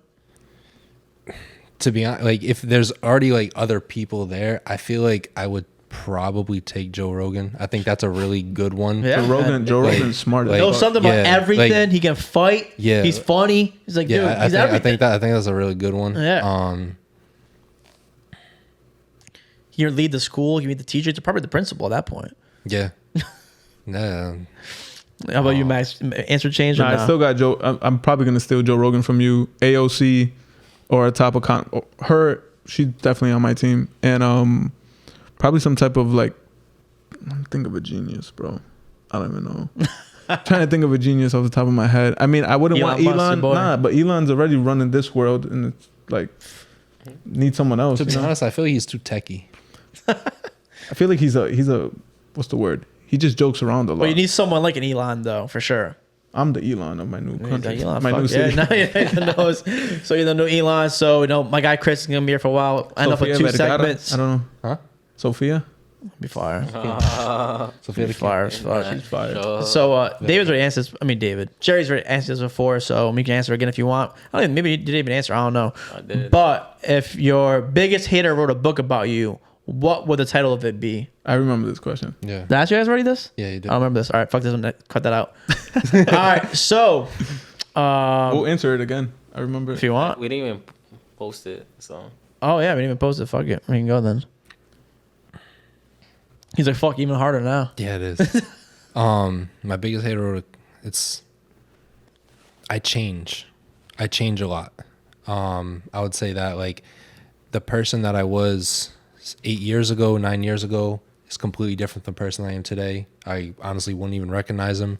I learned I learned to speak Spanish. I learned about cryptocurrencies. I learned about investing. I learned about finance. I was living on my parents' house then because I was obviously just out of school. I really only cared about sports and video games, and that was really it. That was my day, going home from work, leaving, doing that. And so biggest hater, like just constant changing is like it's kind of hard to keep up for me sometimes. I would say that. Love it. So Prosperous got something? the title would be "Who is he?" Because it's like, who is he? Like, I see him around, but I never really know who is he. It's like he always reinvents himself, kind of a little bit like Chris was saying, but in a way where I always feel like I'm always looking for something new to kind of reinvent myself. So Love to see it, man. My guy Max with 2 X's. What do you think?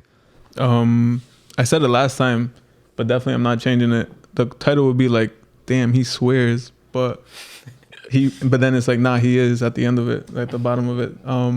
But it's more just like, because we're coming from a hater's perspective, I'm sure people, have hating ass thoughts, but nah, humble over here, and we're just, all of us are humble, right? Yeah, man. Guess you guys gotta do it, man. And I know I've never done this with you two before in the podcast before. So you guys have said, you guys gotten close over the past couple years at this point. You guys known each other and stuff like that. So he's here in person. Any flowers you want to get to your guy Chris right here while you have him still in Rhode Island on the EG Pot of Thunder, man. So any flowers you want to get to your boy Chris? All right. Crying is encouraged on the podcast. No. Honestly, he knows. He already knows what's up. It's been a pleasure. It's not ending at all. But definitely enjoy Colombia. As we've mentioned in this podcast, it's in a beautiful country. You're gonna grow, gonna continue to grow. All I ask you is to live up to your ambitions, because we're out here supporting you, and you're probably gonna, I lived abroad. I know how hard it is sometimes to just look at the ceiling and be like, shit, my people are like miles away. My family's miles away. Am I doing everything that I set out to do? It does get tough some days, and I'm like, again, you lived abroad a little bit too. So, but this is gonna be a moment where it's like, nah, this is where you make it or break it. And honestly, bro, like, the support's here. Like, you just a phone call or WhatsApp message away, and that's it. And we got Rhode Island Blockchain Council to keep it going. We got shit moving. So let's just keep it going. Let's keep it going. And I'll see you in Colombia for Las Ferias. I don't know, like, Claro que sí, man. we'll just do it. We'll do it up, man. Those are my flowers. Yeah, man, we can do a EG Pot of Thunder in Colombia, baby. Bet. Don't even. I'm 100% down. I'm 100% down, bro. And don't even tempt me. So, yeah, man, Chris, my guy Max with 2 X's. Yeah, so I mean, Max and I basically talk like every day. So he knows. Puta. Like he knows a lot. How I feel about him and whatnot. I love the dude. I would say don't second guess yourself. Don't think too much. Just keep things simple. He and I are very much alike, and we overthink with a lot of things, especially where we shouldn't. So like I go to him a lot for advice. I go to a lot to him for a lot of different things, and I'm glad he's around. I'm glad I got to meet him, because he's been a helpful person in my life, and helping me grow as a person and develop myself. And so I would say for him, don't shoot your goals low. I know you have big goals. I know you can easily succeed them in getting them. Don't hold back, because I see it in you. I've seen it in you, and let it out. Yeah, man. Love to see it, man. You know, We need to take a shot after that. oh man, you can take a shot from the tequila right there, Jameson, and We'll do it our up. sponsor Tito's right here, baby. And make sure you get them. You know, anywhere you look at a store. You know, Tito's will be there. My guy Chris, make sure you follow him on Instagram, Chris PERR38 on Instagram. My guy So Prosperous right here to my left, and to my right, my guy Max MAXXDAMIAN. Correct. Yeah, baby. And my guy, me, Explore FF on all Instagram, social media, TikTok, everywhere. Follow YouTube, your boy EG Partner on all social media. Like, subscribe, send us to the moon. Get it, baby.